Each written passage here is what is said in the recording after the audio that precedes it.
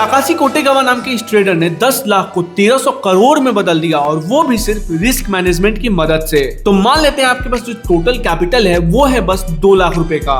अब आपको जो है ना अपने कैपिटल के सिर्फ और सिर्फ 50% यानी कि सिर्फ 1 लाख से ही डेली ट्रेड करना है, और बाकी जो बचा हुआ 1 लाख है ना उसको आपको बैकअप के लिए रखना है। अब ऐसा इसलिए कि ताकि आपको कभी लॉस भी हो जाए तो आप उसको रिकवर कर सको, और आपको अपने कैपिटल का डेली सिर्फ और सिर्फ 2% ही मैक्सिमम लॉस करना है, उससे ज्यादा आप लॉस नहीं कर सकते। यही रूल है इसका।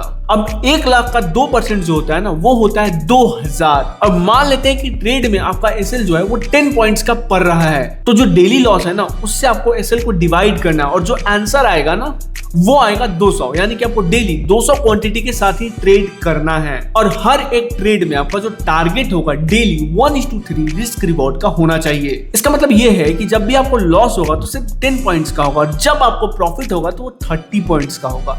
अब मान लेते हैं कि आप इस रिस्क मैनेजमेंट रूल को फॉलो करते हुए डेली 30 डेज तक ट्रेड करते हो, बट यहाँ पर एक प्रॉब्लम है, हर मार्केट डेली नहीं ओपन होता, approx 22 to 23 days he open होता है ना। तब भी हम लोग एक रेशियो लेते हैं कि आप मान लो 15 दिन तक लॉस ही करते हो, तो 15 दिन तक जब भी आपने लॉस किया तो आपने लॉस कितना किया, क्योंकि हमारा रूल जो था उसमें हम सिर्फ डेली 2000 तक का ही लॉस कर सकते हैं। तो इसका मतलब ये है कि आप डेली सिर्फ और सिर्फ 2000 का लॉस करोगे, तो जो आपका टोटल लॉस होगा ना वो होगा सिर्फ और सिर्फ 30,000 रुपए का।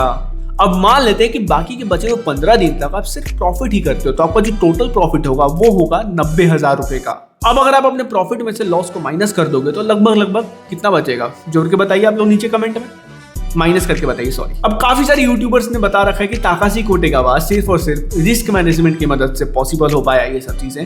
ऐसा बिल्कुल नहीं है। ताकाशी की जो स्ट्रेटजी है वो बड़ी मजेदार है, और अगले रील में मैं आपको वही स्ट्रेटजी बताने वाला हूँ, तो फॉलो एंड सब्सक्राइब कर लेना।